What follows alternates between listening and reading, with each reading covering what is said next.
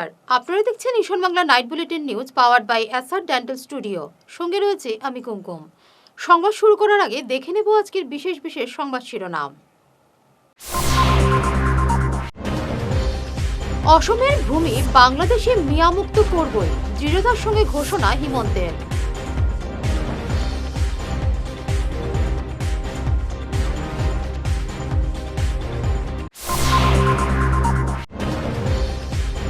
অসমে বিজেপির সংকল্পপত্র প্রকাশ, হিমন্তের প্রশংসা নির্মলার।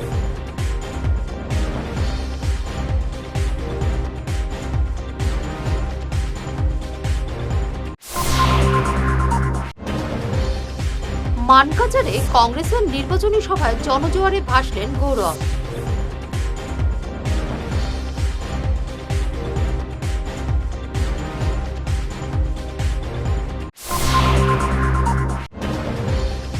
দক্ষিণ করিমগঞ্জে সংঘাত তুঙ্গে, সিদ্দিক বনাম ইকবাল।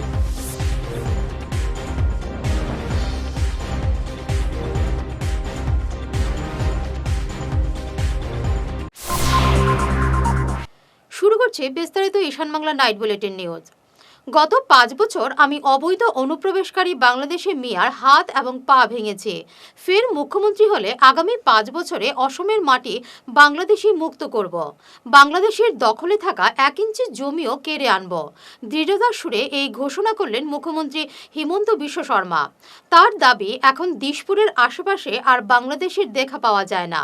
মঙ্গলবার মিডিয়ার সামনে হিমন্ত বলেন, 1950 সালের ইল্লিগ্যাল ইমিগ্রান্ট এক্সপ্যানশন অ্যাক্টে অসমের ভূমি বিদেশি মুক্ত করতে জেলাশাসকদের ক্ষমতা দেওয়া হয়েছে।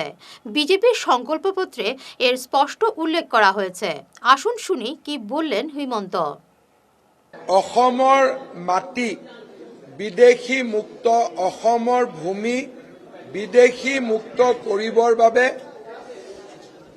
1950 চনৰ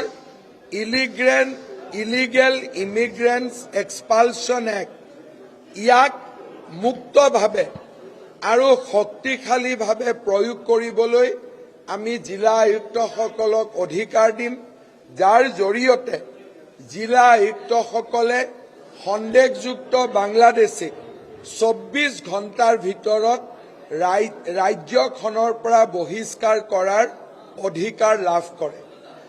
বাংলাদেশী মিয়াৰ দখলত থকা শেষ 1 ইঞ্চি মাটিও আমি কাঢ়ি আনিম, তাকো আজি আমি নিৰ্বাচনী ঘোষণাপত্ৰত উল্লেখ কৰিছো। বাংলাদেশী মিয়াৰ ভৰি আৰু হাত যোৱা 5 বছৰত আমি ভাঙিলো, আৰু এতিয়া দিছপুৰৰ ওচৰে পাজৰেও বাংলাদেশী মিয়াক দেখা নাযায়।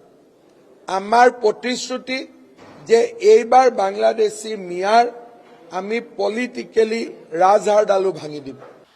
আগামী 5 বছরে অসমের উন্নয়নের সংকল্পপত্র প্রকাশ করেছে বিজেপি। গুয়াহাটিতে অটল বিহারী বাজপেয়ী ভবনে কেন্দ্রীয় অর্থমন্ত্রী নির্মলা সীতারামন সংকল্পপত্র উন্মোচন করেন। উপস্থিত ছিলেন মুখ্যমন্ত্রী হিমন্ত বিশ্ব শর্মা, কেন্দ্রীয় মন্ত্রী সর্বানন্দ সোনোয়াল, প্রদেশ বিজেপি সভাপতি দিলীপ শইকিয়া প্রমুখ। সংকল্পপত্রে গুরুত্ব পেয়েছে শিলচরে অসম সচিবালয়ে পূর্ণকালীন কাজ পরিচালনা, শ্রীভূমি জেলায় এইমসের স্যাটেলাইট অর্থাৎ উপগ্রহ কেন্দ্র স্থাপন, ডিব্রুগড়কে দ্বিতীয় রাজধানী প্রতিষ্ঠা সহ হাইকোর্টের বেঞ্চ স্থাপন। রয়েছে চা শ্রমিকদের মজুরি পর্যায়ক্রমে 500 টাকা করা এবং জমির পাট্টা প্রদানের নিশ্চয়তা। রাজ্যের পরিকাঠামো উন্নয়নে 5 লক্ষ কোটি টাকা ব্যয়। স্যাটেলাইট টাউনশিপ এবং অ্যারোসিটি স্থাপন, 2 লক্ষ সরকারি চাকুরি, 10 লক্ষ যুব উদ্যোগ সৃষ্টি এবং প্রতি জেলায় বিশ্ববিদ্যালয় স্থাপন। বন্যামুক্ত অসম এবং অরুণোদয়ের টাকা বৃদ্ধি করে 3000 করা। 6 জনগোষ্ঠীর জনজাতিকরণ, 7 জনগোষ্ঠীকে কেন্দ্রীয় ওবিসি তালিকায় অন্তর্ভুক্ত করা। কৃষকের উন্নয়ন, দরিদ্র মানুষকে বিনামূল্যে রেশন, নতুন 2টি সংরক্ষিত পুলিশ বাহিনী গঠন সহ সুরক্ষিত এবং বিকশিত অসমের প্রতিশ্রুতি রয়েছে। মুখ্যমন্ত্রী হিমন্ত বিশ্ব শর্মা যখন আশীর্বাদ যাত্রায় বিভিন্ন কেন্দ্রে চমক দেখাচ্ছেন, তখন পিছিয়ে নেই প্রদেশ কংগ্রেস সভাপতি সাংসদ গৌরব গগৈ। মঙ্গলবার মানকাজারে দলীয় প্রার্থী মহিবুর রহমানের সমর্থনে প্রচারে গিয়ে জনজোয়ারে ভাসলেন গৌরব। বিশাল উপস্থিতি দেখে বলেন, মানকাজারে কংগ্রেস জয়ী হবে তো? আবার দৃঢ় বিশ্বাস আজকের এই বিশাল সমাবেশকেই স্পষ্ট ইঙ্গিত করছে কংগ্রেসের জয় সুনিশ্চিত। দক্ষিণ করিমগঞ্জের রাজনৈতিক লড়াই এখন ব্যক্তিগত দ্বন্দ্বে। একদিকে প্রাক্তন মন্ত্রী সিদ্দিক আহমেদ আর অন্যদিকে মিত্রজোটের ইকবাল হোসেন। পাল্টাপাল্টি সাংবাদিক সম্মেলনে একে অপরকে ধুয়ে দিলেন দুই হেভিওয়েট। ইকবালের অভিযোগ, সিদ্দিকের বিশাল সম্পত্তির পেছনে ড্রাগসের কালো টাকা। তার বাড়ির উঠোন থেকে সিদ্দিকের রাজনীতির হাতেখড়ি বলে ইকবাল দাবি করেন। গতকাল সোশ্যাল মিডিয়ার মাধ্যমে দেখেছি দক্ষিণ করিমগঞ্জের বিধায়ক মাননীয় সিদ্দিক আহমেদ সাহেব, যিনি শারীরিকভাবে অত্যন্ত অসুস্থ এবং রাজনীতি থেকে অবসর নিয়েছেন। আমি এবারে দক্ষিণ করিমগঞ্জের মিত্রজোটের প্রার্থী হিসাবে প্রতিদ্বন্দ্বিতা করছি। আমার জনসমর্থন দেখে উনি ঈর্ষান্বিত হয়ে আমার বিরুদ্ধে দু চারটি কুরুচিত মন্তব্য করেছেন, যে সমস্ত মন্তব্যের জন্য আমি ওনাকে ধিক্কার জানাই। এবং আমি ওনার সম্পর্কে কিছু বলতে চাই না, শুধু এটাই বলবো, যেহেতু আপনি রাজনীতি থেকে অবসর নিয়েছেন এবং আপনি যেহেতু প্রতিদ্বন্দ্বিতায় নেই, রাজনীতির এই মুহূর্তে আপনি যে বাতাবরণ সৃষ্টি করেছেন সেটা সমাজের জন্য অত্যন্ত অশুভ ঘটনা। ব্যাপারটা আমি নিজে বুঝতে পারছি না। নমিনেশনের আগের দিন পর্যন্ত উনি নিজে অগপ বিজেপির মিত্রজোটের পক্ষে ছিলেন, কিন্তু আমি নমিনেশন পাওয়াতে এবং এই যে আমি নমিনেশন পাওয়ার পর শ্রীভূমি জেলায় আসার পর হাজার হাজার মানুষ আমাকে যে সংবর্ধনা দিয়েছে এবং জনগণ প্রমাণ করে দিয়েছে দক্ষিণ করিমগঞ্জের মানুষের অন্তরে আমার স্থান আছে। এদিকে সিদ্দিকের অভিযোগ, ইকবাল নাকি এনকাউন্টারের ভয় দেখিয়ে 2 কোটি টাকা দাবি করেছিলেন। এনকাউন্টার বনাম ড্রাগস, এই দুই তপ্ত ইস্যুতে এখন কাঁপছে দক্ষিণ করিমগঞ্জের নির্বাচনী ময়দান। এখন যদি ফোন দিয়ে দে একজন মানুষের 9,000 করে দিলাম, তখন বুঝবো না কথাটা হাসা। গতিকে এই ধরনের 2 নম্বর মাত মাতিয়া এটার মাত্রে আমরা সামনে সাপোর্ট ও ধরনের মানুষের এমএলএ বানাই দিতাম, কিভাবে এমএলএ বানাইতাম। গতিকে এটা প্রত্যেক মানুষের এটা বোঝা উচিত যে এ কি ধরনের মানুষ, আর তারা সাপোর্ট দিতাম, কেন সাপোর্ট দিতাম। আজকে যে দুইজন, একজন কংগ্রেস থেকে দাঁড়াইছে আর এ দাঁড়াইছে এজিপি থেকে। কংগ্রেসি যে দাঁড়াইছে এ তো তার বাবার কত কষ্টে দক্ষিণ করিমগঞ্জ থেকে বিদায় দেওয়া হয়েছে। মক্তদির চৌধুরী সাহেব থাকতে তো দক্ষিণ করিমগঞ্জ একটা পাহা রাস্তা দেখা পাওয়া, যে এই রাস্তাটা পাহা একটা তা দেখা পাওয়া। আমি যতদিন আমি মাফ সামি খবর গেছে যে তাই একটা কাম করছেন যে অমুক জায়গাতে একটা পাহা রাস্তা তাই বানাইয়া গেছে। একটা ফাঁকা রাস্তা নাই, কোনো ডেভেলপমেন্ট নাই, কিচ্ছু নাই। আর তার বুয়া এখন দায়িত্ব লইয়া, তাই সহ দায়িত্ব লইয়া যখন নমিনেশন পঞ্চায়েত নমিনেশন সময় আইল, তাই খালা টুঙ্গার ভিতরে টেকা লইয়া এন গেছে টেকা লইয়া নমিনেশন দেওয়া, হেন গেছে টেকা লইয়া নমিনেশন দেওয়া, ও আছিল এরার ডিউটি। এবারে নিচ্ছি সামান্য একটি বিরতি, সঙ্গে থাকুন। দাঁতের সমস্যায় ভুগছেন, খরচ নিয়ে ভাবছেন? আর চিন্তা নেই, শিলচরের এসআর ডেন্টাল স্টুডিও নিয়ে এসেছে আপনাদের জন্য এক অভাবনীয় সুযোগ। এখন থেকে আপনার পরিবারের যে কোনো একজন রেজিস্ট্রেশন করলেই পরিবারের বাকি সবাই 4 জন পাবেন দাঁতের যে কোনো সমস্যার সম্পূর্ণ বিনামূল্যে চেকআপ।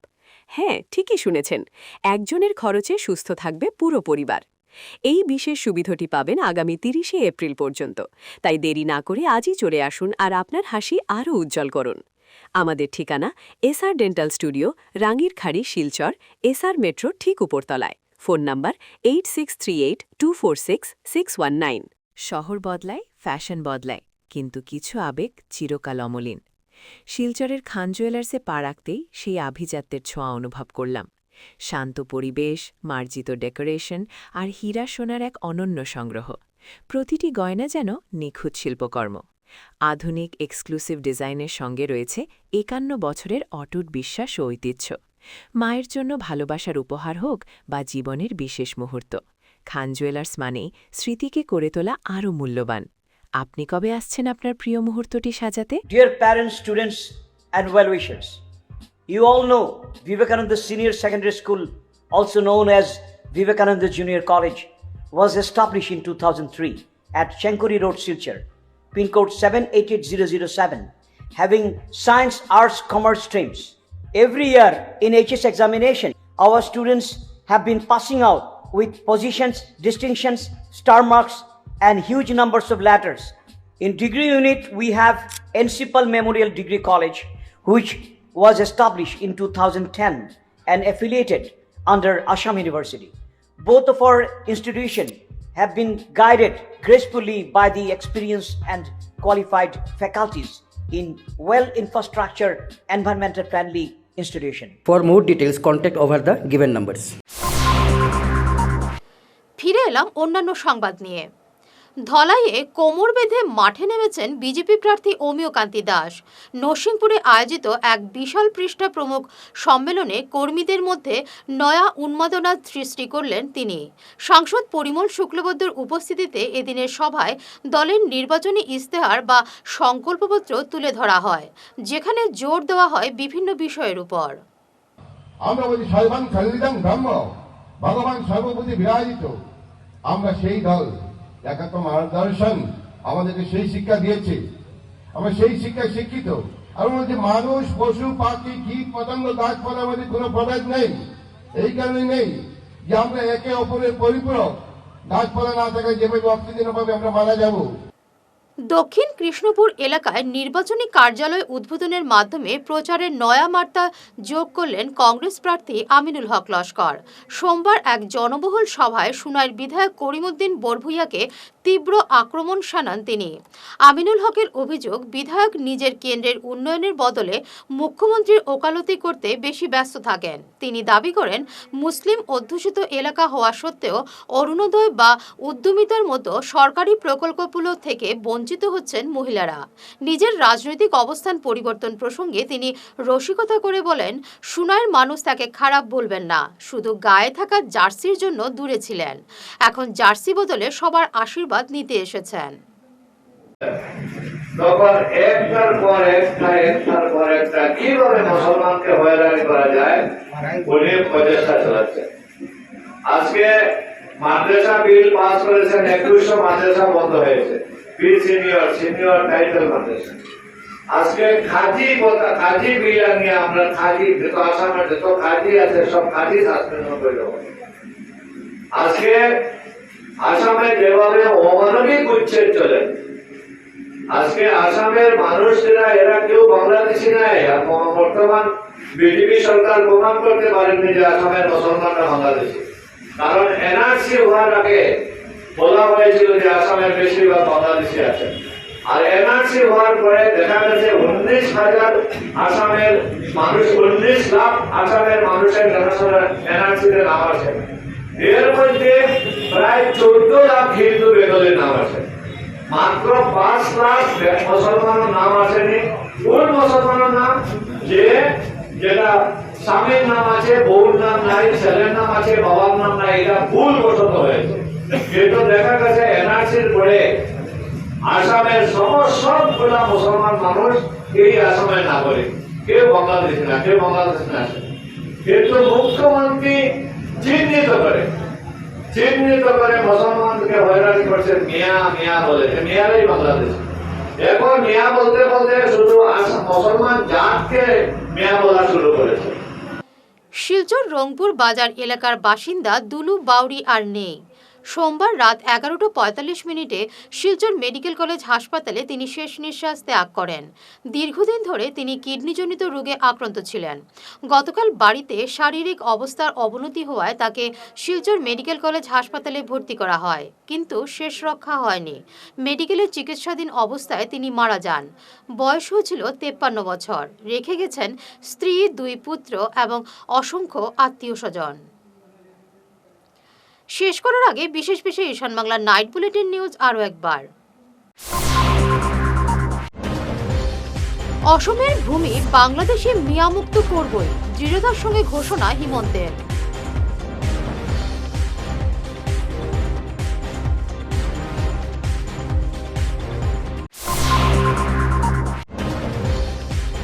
অসমে বিজেপির সংকল্পপত্র প্রকাশ, হিমন্তের প্রশংসা নির্মলার।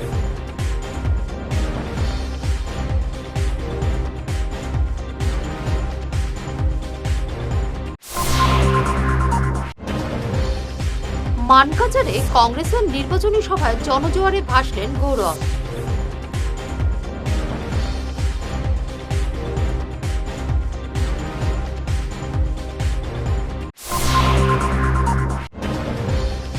দক্ষিণ করিমগঞ্জে সংঘাত তুঙ্গে, সিদ্দিক বনাম ইকবাল।